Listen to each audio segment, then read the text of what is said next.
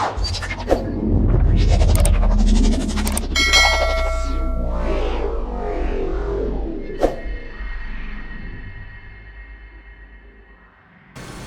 everyone, welcome. My name is Adam. Welcome to another P3D video, and it just dawned on me that I've done a lot of videos showing my settings, how I set my GPU up, how I set my P3D up, but I've never gone through what the sliders actually do for your sim and what they mean in a single video. So usually it's attached to a video where you've got to sift through a flight or other things.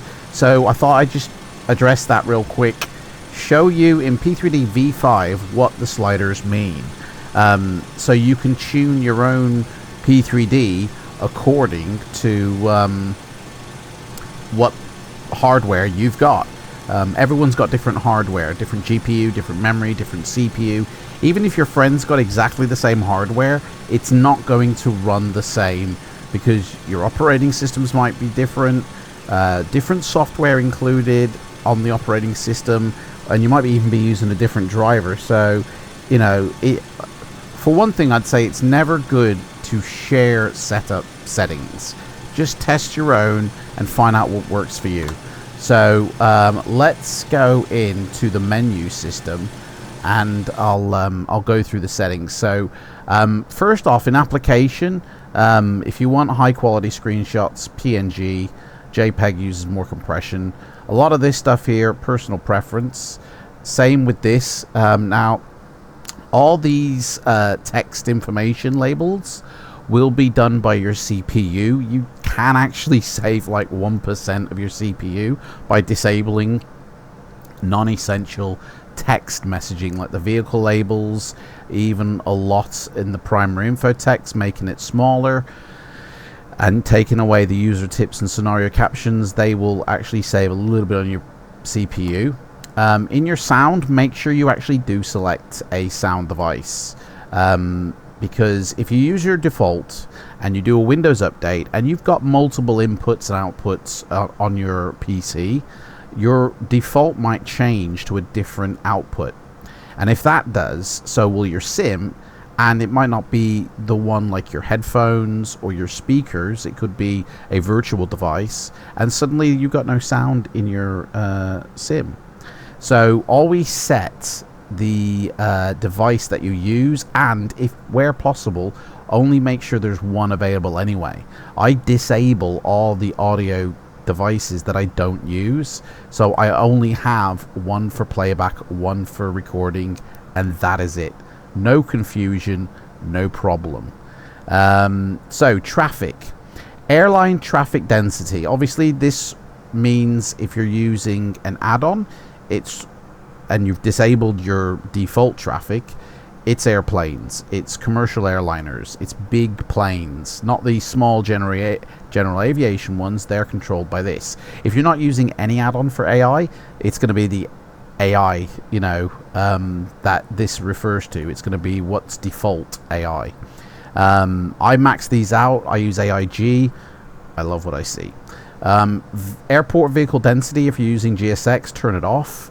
If you're using Ultimate Ground Crew X, turn it off. If you're not using either of those, you will see vehicles by default roaming around, so you can have that turned on. Road vehicles, the more vehicles you have generating, the worse performance hit it is, and beyond 46% I would say is too much. 46% should be 100% for me. Like, that's the most. Even at 19% I still get a decent amount, and I only apply it to freeways because I don't really want to see cars going down small roads, because the cars are not scaled, like I would say, to the roads. So you might find that your massive truck is going down a small road, not realistic. Freeways only, everything's scaled correctly. Ships and ferries, if you're using my global enhancement pack, this only needs to be at 6%. Doesn't need to be any higher. I don't even know why I've got mine at 11%, to be honest. But yeah, only needs to be at 6%, and turn off leisure boats and you still will see leisure boats when in. So skipping past down to the display, I'm not going to talk about this because I did do this in another video.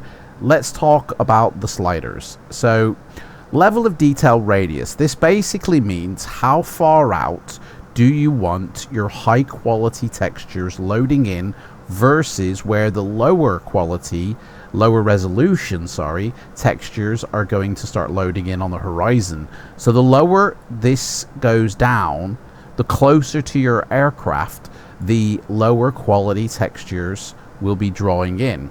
So this will be pretty much right beneath your airplane when you're at a cruise level, meaning you're pretty much going to be seeing low resolution almost everywhere.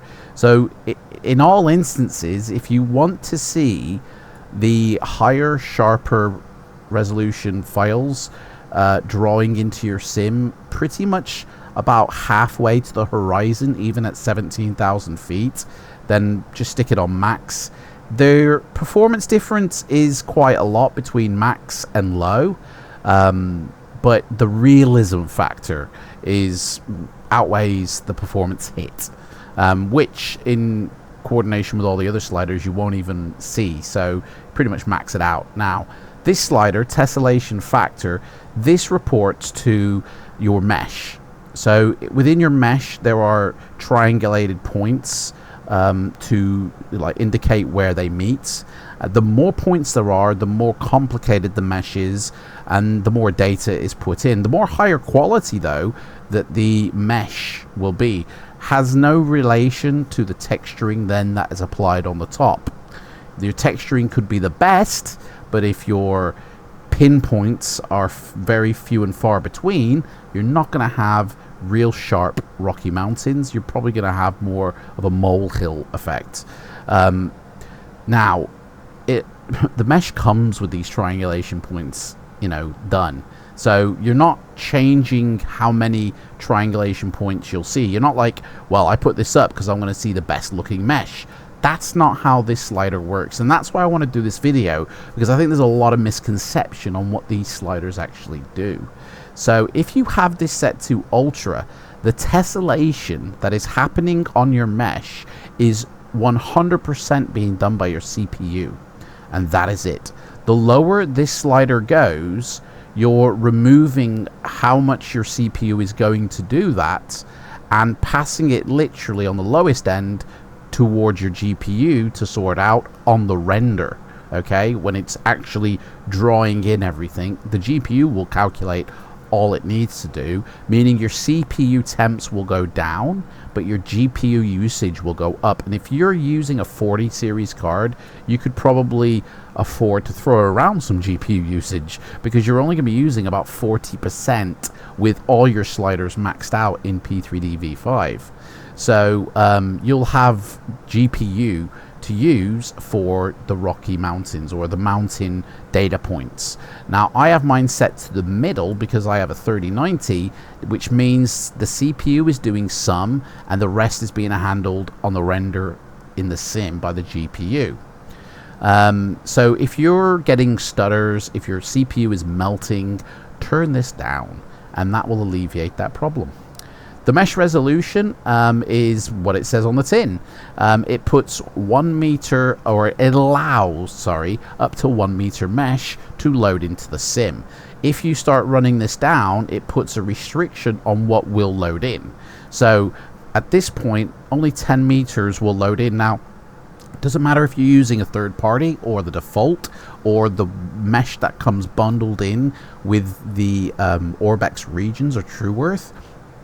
You'll only ever see 10 meters loading into your sim, which means between 10 meters and 1 meter, that's a lot of calculation points your CPU and GPU doesn't have to do. So you're saving performance by running this down, but visually you're seeing less sharper mountains, less deeper valleys. Everything's becoming level, basically. It's like running a bulldozer over the sim, when you're down here in this end. And I think the default of FSX was somewhere around 76. The default of P3D is somewhere around 38 to 19. But if you're using third party, and I really do recommend you do, they use a lot of 1 meter, 2 meter, 5 meter mesh, where they sample it from different sources to get the best resolution, and that's what they use. Orbex use only 10 meters throughout their entire packages. So the higher the mesh resolution, the more detailed landscape you're going to have in terms of hills, mountains, valleys, and craggies. But it does change slightly the elevation of your landscape, which means your airports now have to be spot on to the real world. Otherwise, you're going to have them sitting on a plateau, or you're going to have the land around sitting on a plateau. So 1 meter mesh can cause problems with airports that haven't been properly updated or built, but they're easily rectified. So, I mean, I keep mine at 1 meter, and I have yet to run into a problem, but if I do, I just fix it at the airport level rather than running down this sim. But lowering this will increase your performance. Texture resolution. Now, this slider only pertains to airports, whereas the mesh resolution pertains to the landscapes. A lot of airports nowadays use 7 centimeters, whereas in the past, or in P3D version 4, they were using like 30 to 60 centimeter resolution, and that is kind of like the level of what the landscape is. So if you use 60 or 30 centimeter resolution, then the same quality in your landscapes is going to be present at your airports, but there is a lot of quality visually that you're leaving on the table. If you're not bothered about visual quality and you want smooth performance, you can leave this at 30 centimeters or even 60, because even that is still high quality, and when combined with the texture resolution here, you probably visually on a 1080p monitor will never see the difference, but your performance will see a difference. If you've got a, say, 2080 or better, you can afford 7 centimeters because you've got the VRAM to support it. I would say you need at least 12 gig of VRAM to be able to say I can use the 7 centimeter slider setting. If you've got 8, then run this down to reduce your VRAM. Always use high resolution terrain textures. Never untick this box. I don't even know why they give you the option, but that is the beauty of P3D. It gives you a lot of options to sort of set up your hardware or set up your sim according to your hardware and get the most out of it for performance. At the default, this sim is very good. It can achieve over 100 to 200 FPS at default level on the default slider settings. Obviously, visuals come at a cost to that. Now, scenery complexity. This slider must always remain on extremely dense, even if you have a low-end card. This slider basically is set, and I don't have the information to me at hand, but with each slider setting, very sparse, normal, dense, extremely dense, you're basically loading more different types of objects in. So on very sparse, you might only be allowing airports to load in with the vector data, and that is it. But if you then bump it up to sparse, you might just be allowing now to see the electricity towers, and putting it to normal might bring in like your night lighting or various sim objects scattered throughout the world. Putting it to dense will probably just bring in different types of sim objects. So if you want to see everything that the developer has on offer, put it to extremely dense. Some add-ons, when they're making it, actually make it with different sim objects set to different levels of scenery complexity. So unless you put it on extremely dense, you will be missing certain, like either buildings or stands maybe, or just various different sim objects and different types of sim objects loading into the sim. And it is obviously designed to save performance, but it's removing your sim basically by doing so. So anything short of extremely dense, you're missing out on your sim. And it doesn't really matter what kind of GPU card you have, because you can make up the difference, because obviously the less you load in, the better performance you have, but you can make up the difference elsewhere. Now, autogen and scenery draw distance basically does what it says on the tin. it just loads your auto gen and the sort of the scenery off to the horizon, you know. So this, I think, medium is meant to be normal, and low puts it out to about, if you're on the ground, a quarter of the way of the horizon, or halfway of the horizon. If you're on the ground and you want to put it out to the horizon, you only need it set to high, and that is what you will see. The higher altitude you gain, the further out to the horizon you can see. So if you're flying a commercial airliner, typically you want this set at its highest, but obviously this comes at a cost, because the further out you're generating your autogen and your scenery, the more sim objects are loading into your sim.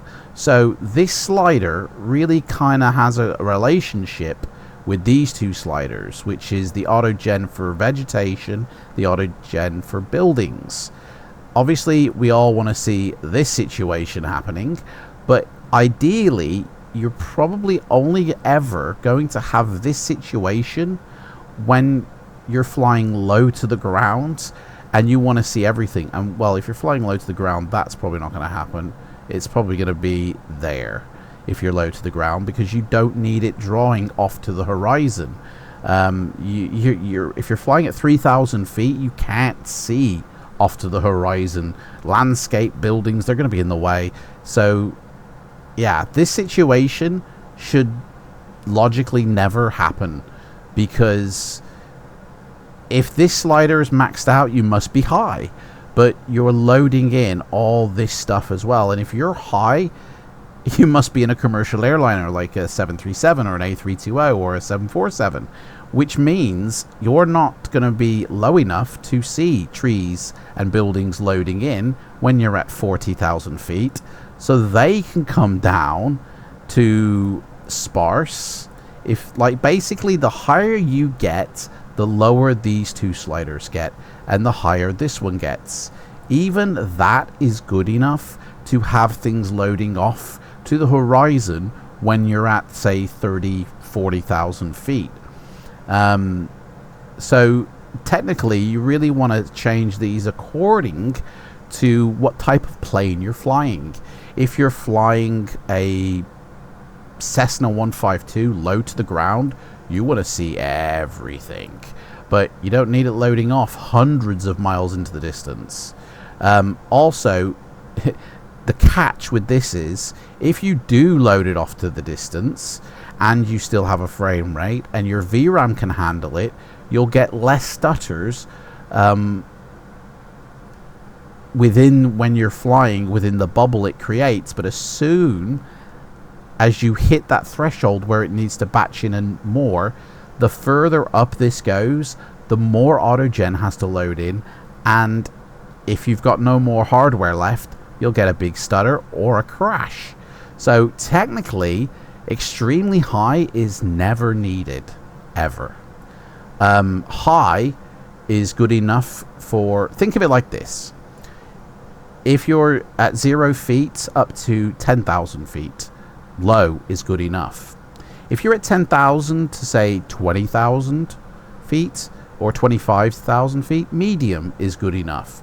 If you're at 25 to 35, high is good enough. And if you're going over 35, very high is absolutely fine. I would say Concorde is extremely high, and in that situation, I would say the only time I'm going to set this to extremely high is if it's nighttime, and I turn both these sliders off, because at night you don't see the trees, and to be honest, if you see the buildings at night, a lot of those textures at night are baked in and they look awful. So if you're flying at night, turn both these sliders off. You can have that high as you like. You can even turn your texture resolution down and your mesh resolution down, because you're not going to be seeing pin sharp mountains at night, and you could enjoy 60 plus frames with all your lights working. Yeah. So that should say freeways. Let me put all this back here. So basically, yeah, this slider here, it'll draw in off to the distance, but I see this as an altitude slider myself. The higher I fly, the higher this goes, only up to very high, and then at night, it goes extremely high. These sliders, again, the lower I fly, the higher they go. So if I'm flying a commercial airliner, I'm putting them at normal, or if it's a commercial airliner that's not well optimized, they're going down to sparse. They are basically where I put my sliders. Even dense isn't really required with a commercial airliner, because by the time you get down to the ground, the airport's taken over and none of these sliders are affected by the airports. So yeah, I would say good enough. Water detail. So obviously this slider basically, you know, changes what water effects you will see. It doesn't change the quality of the textures. They're going to load in according to your texture resolution. But what effects will you see? In fact, hovering over it should tell you what it does. Does it? No? Do we not get that? Yeah, there you go. So, yeah, if you set this to anything but ultra, you might not get wave animations.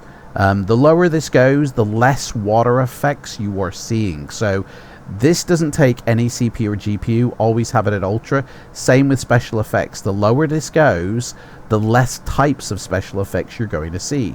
And for my global enhancement pack, these 3 sliders are required to be at their max, and they don't take performance away from your sim at all. Obviously reflections, this does what it says on the tin, but this really only talks about legacy texture reflections, does not talk about the dynamic reflections that dynamic reflections here does for you. So you might as well have them all ticked, and if you've got a full PBR sim, you probably won't notice a difference. But if you are using a plane or an airport that hasn't got dynamic reflections and they're using texture reflections, then you will need these ticked in order to see them. Obviously, enhanced atmospherics, I recommend the True Sky.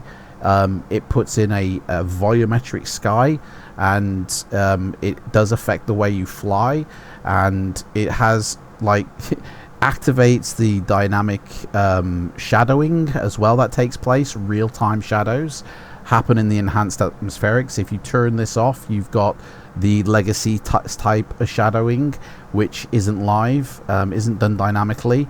I do totally recommend enhanced atmospherics, and they do work in coordination with the legacy sky.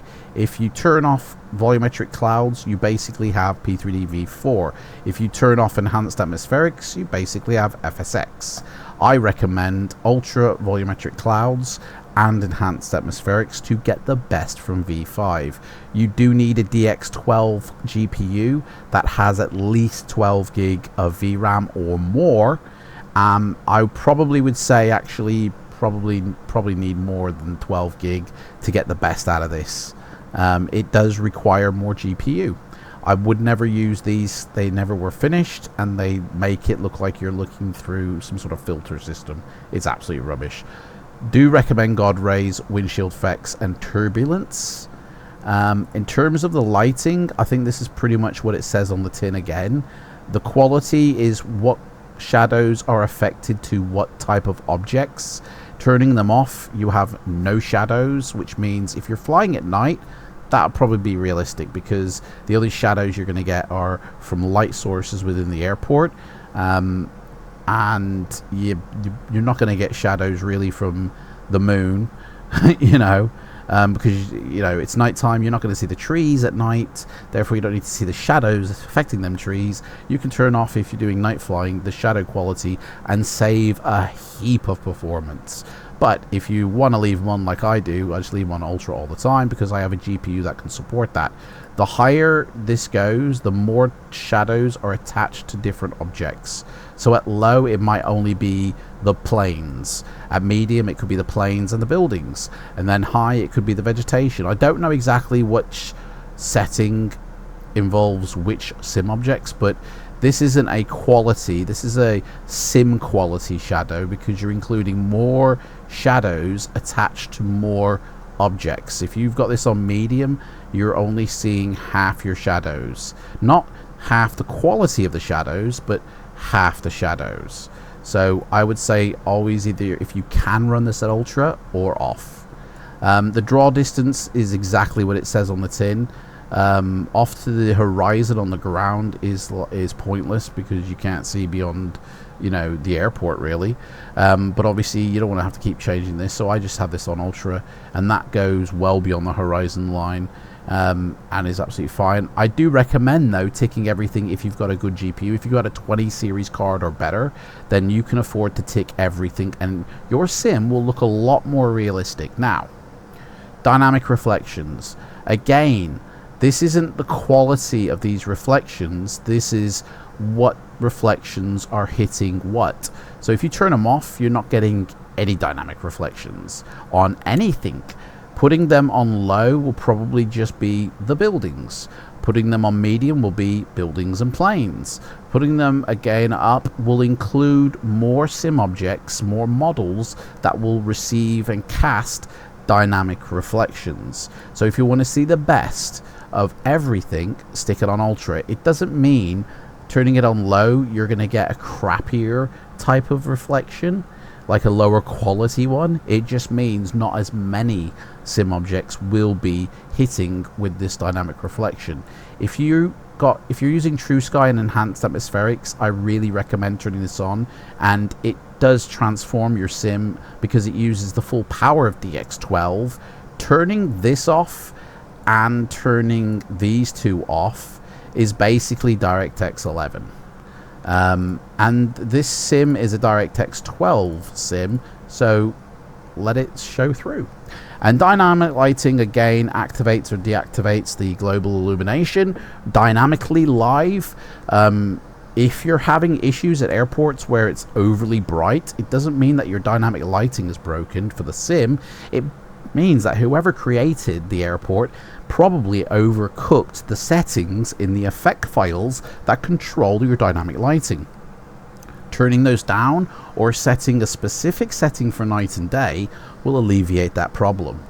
I see a lot of people saying that the P3D's dynamic lighting is broken, and I think they're blaming the sim where it's actually the third-party add-on.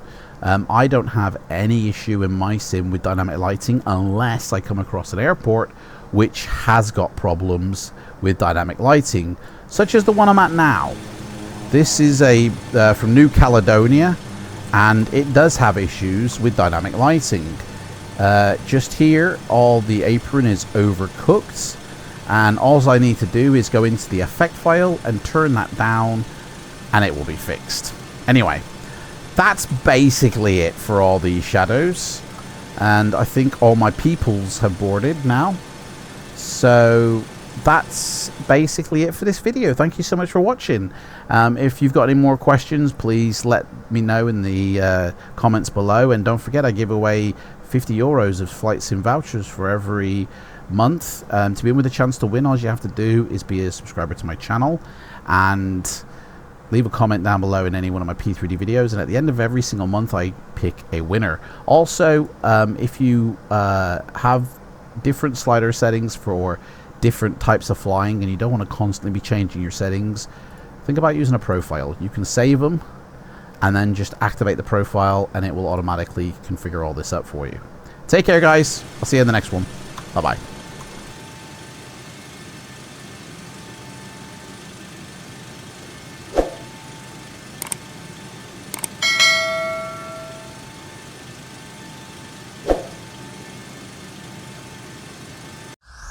You